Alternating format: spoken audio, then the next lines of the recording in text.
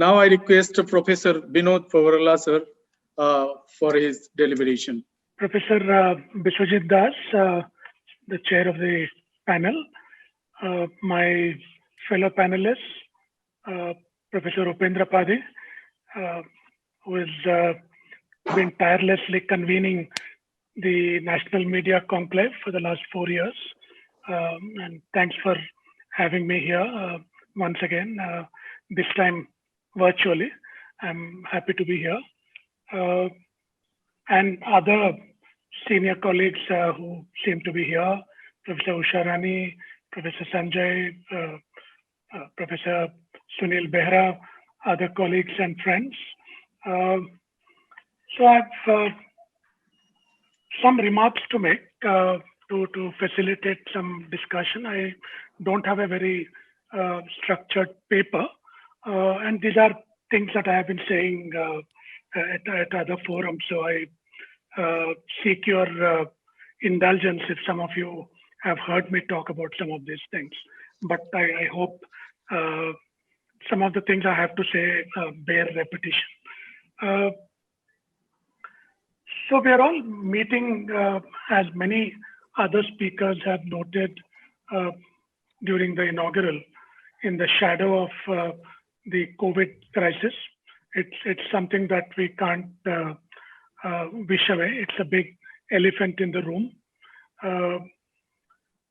Across the global south, COVID has indeed exacerbated inequalities through the poor and marginalized communities into an even deeper abyss. Children in families of rural and urban poor, deprived of access to education, are struggling under the iniquitous digital learning modes that we are all forced to adopt. The enormous tragedy of millions of migrants who struggle to reach their rural homes. Someone had mentioned this earlier during the inauguration. I mean, the tragedy of these migrants that played out in social media, in print and television screens, should serve as a wake-up call to students of communication interested in understanding the role of communication in sustainable social change and development. The communication inequities and what Mohan Datta has called the discursive erasures in our relentless march towards progress have come into even sharper relief during these past 7 or 8 months. So my brief remarks today are addressed to young researchers in communication departments in India. Not many are present here today, but hopefully it will reach them, and to students of communication, suggesting that we must use the current crisis as an opportunity to revisit our taken for granted assumptions and to collectively carve out a new agenda for studying the interface between communication and social change. To begin with, I would like to distinguish between what has been called institutional C4D. I mean, Professor Biswajit Das had signaled to it in a different way, and a more academic enterprise of understanding and analyzing communication for social change. Institutional C4D, communication for development, involves large-scale, goal-directed development strategies of governments, international NGOs, multilateral agencies. Now may not be the time to go into the political economy of this institutional C4D. Other scholars like Professor Pradeep Thomas, Thomas Tufte have written about it, and there's some interesting work by them on on the political economy of institutional C4D. And this institutional C4D for a long time has been operating under certain assumptions, including, and I won't elaborate, I mean, all of us are familiar with these assumptions, including things like the tradition-modernity dichotomy, the linear ethnocentric path of development, the emphasis, and I might say overemphasis on expert scientific knowledge, the perception of ignorant masses, and the top-down hierarchical communication processes, the focus on behavior modification, and of course, in terms of research, quantitative empirical research that follows this kind of a framework. If you look at India and other countries in Africa, Latin America, and other parts of Asia, post-colonial nation-building efforts consciously or unconsciously incorporated many of these assumptions that I've just mentioned in many of the large development programs. If you look at India and the flagship development programs in our own country after independence, the National Malaria Control Program in the 50s, the Population Control Program, the family planning in the 60s and 70s, the Green Revolution and agricultural extension of the 1960s. I mean, the entire diffusion of innovations framework. Moving on to, Vikram Sarabhai's satellite visions realized in the SITE project.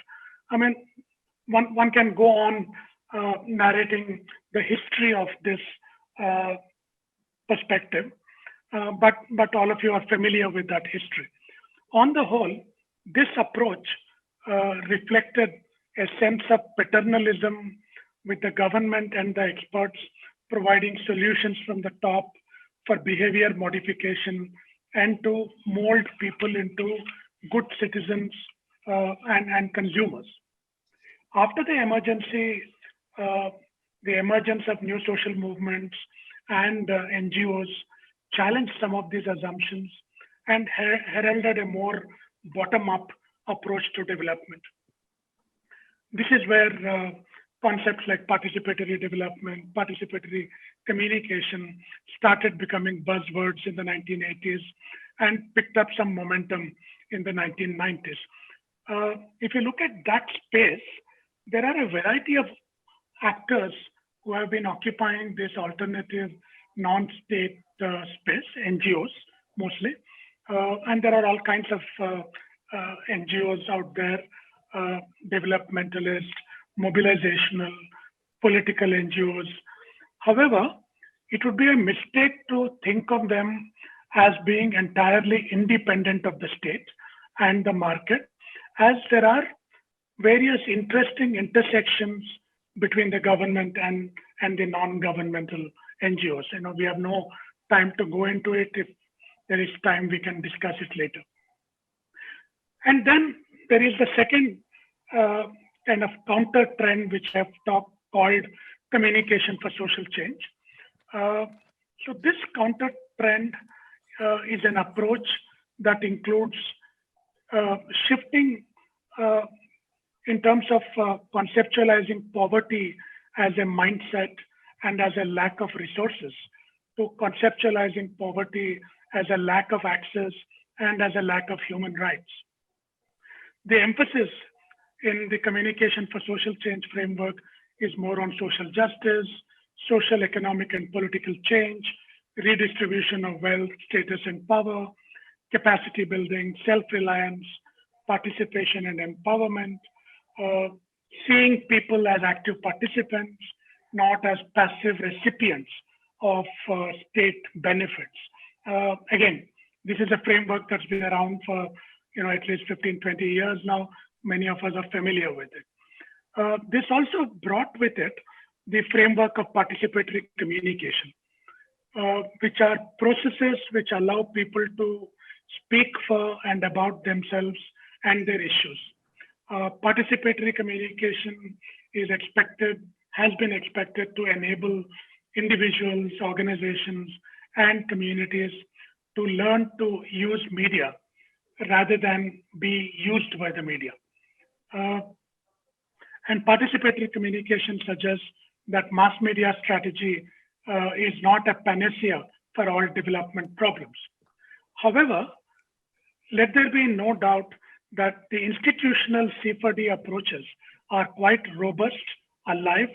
The linear dissemination and diffusion models are still very popular. So what do we do in our departments of communication? By way of inculcating a communication for social change approach among our students through the curriculum, and to promote research by young research scholars that would focus on the structures and processes of communication rather than on top-down questions of impact and effects of communication for development. Please, in 2 minutes, please. Yeah, I'll stop soon. So what I'm suggesting here is a new generation agenda for communication, education, and research, which involves, which calls for certain epistemological shifts in the way we think about knowledge, respecting people's ideas and knowledge, looking at oneself as a co-learner, and collaborating in acquisition of knowledge and skills, valuing people's knowledge. And this also calls for certain behavioral changes among us as scholars as well. Not claim to have all the answers. It needs new kinds of communication skills of listening, questioning, observing, participatory message making, not a top-down communication. And finally, I would like to take a minute or two to say something on the new kind of methodologies that this approach calls for.